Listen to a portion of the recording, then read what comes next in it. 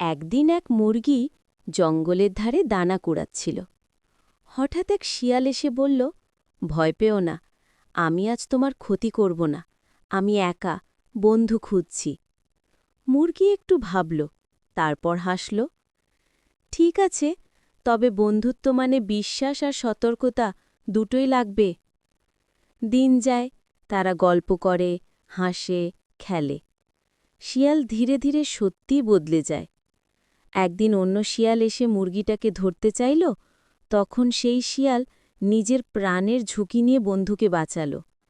মুরগি বলল, তুমি এখন সত্যিকারের বন্ধু।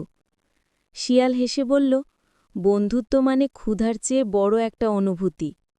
আর তারপর থেকে জঙ্গলে সবাই জানল, মুরগি আর শিয়ালের বন্ধুত্বই ছিল সবচেয়ে অদ্ভুত। কিন্তু শিয়াল মুরগি দুজনেরই মন খারাপ, কারণ তুমি চ্যানেলটিকে লাইক ফলো সাবস্ক্রাইব করনি। এক্ষুনি চ্যানেলটিকে লাইক ফলো সাবস্ক্রাইব করে দাও।